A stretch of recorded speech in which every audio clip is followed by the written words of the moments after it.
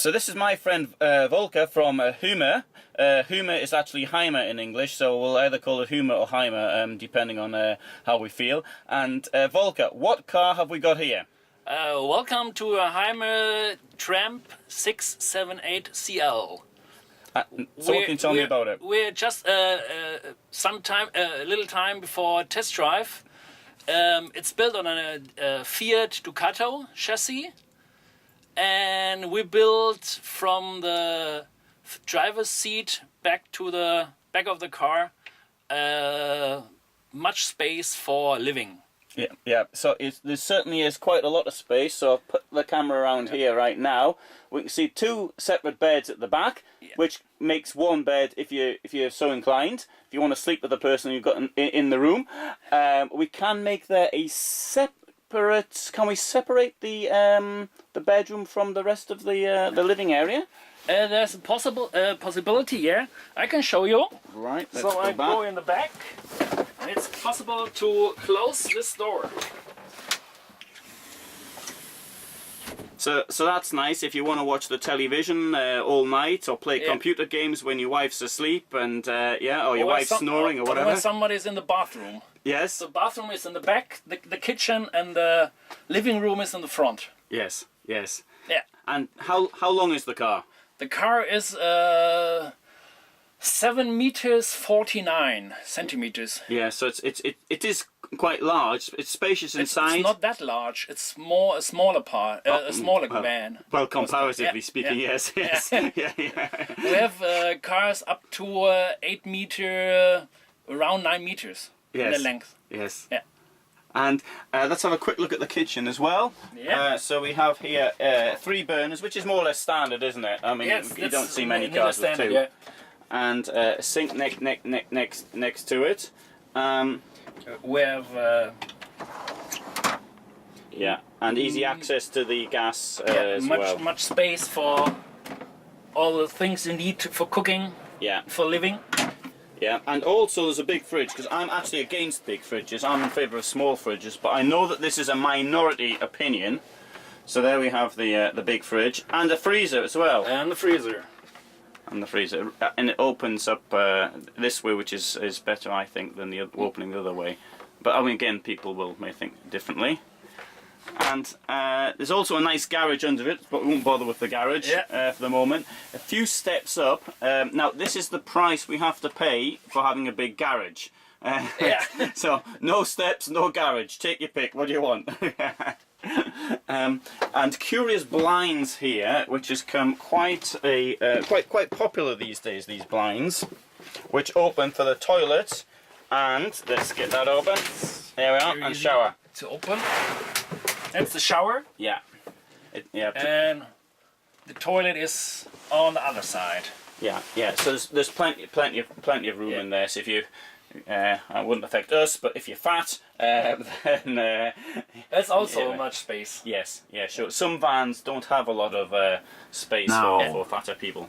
Yeah. So we have a wonderful backdrop here of the River Rhine in Dusseldorf, and but you're not yet to see the River Rhine in Dusseldorf. I'll tell you a bit about the car.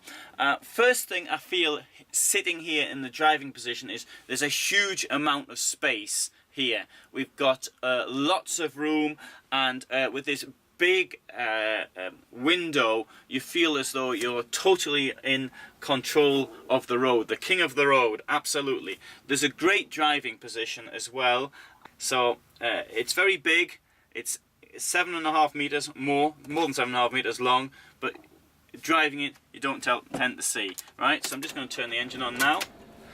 So we can hear the engine, diesel engine, but it's nice and quiet, as new diesels are anyway. Let's just knock it into first gear, and we can start off. Release the handbrake, which actually I'd done earlier anyway. So so now we're off, and the first thing I'm going to look at is the gear change. Okay, nice and smooth, no problem there at all. And I'm not going to go too fast for reasons of not wanting to break the speed limit, but having just got into this vehicle, having driven it for the first time today, in fact about 10 minutes ago, I really feel utterly comfortable in it. And this is the first time in my life I've driven such a large vehicle. But you know, I could, okay, now in second gear, I could be happily now in fourth gear driving down here at 70 kilometers an hour. I'm not going to do it just in case the police are here or something, but I do feel that I feel absolutely comfortable. It's very easy to drive. We can see that this is a great place also to leave your camper van, and it's bang next to the river. And so if you come down here to Dusseldorf, for example, I think it's free parking. I don't know, but it's a superb location. It's a little bit out of the centre, but I think you could probably walk to the centre of Dusseldorf from here in what, half an hour or something like that. Is that fair enough? Half an hour? Quarter of an hour. Oh, quarter of an hour. Okay, right. Well, fair enough. We're very near in the. It's called Altstadt. The Altstadt. In the centre of the. The old city. Okay, well that's even better. So it's a fantastic place to be. And this is what having a camper van life is all about. It's parking your car in a superb location like this. You meet other people who are also interested in exactly the same thing, and you can share your experiences with them. And with a vehicle like this, of course, you don't have to actually slum it in some. As you know, it's not a VW camper from 1960s. It's brilliant, and you can see one of the experiences I've had being on the campsite here in Dusseldorf is that I'm just about the youngest person here, and it's been a while since I was the youngest person doing something, but I noticed many retired people on the campsite also sharing their experiences, and not too many kids at all really, so that's something quite wonderful.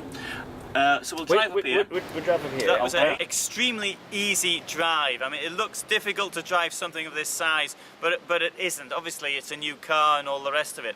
Parking, I was a bit concerned, and I do appreciate that we have ideal parking circumstances here. There's not too much. It's not trying to get into some tiny place in some little village in Italy where the road's only 2 meters wide.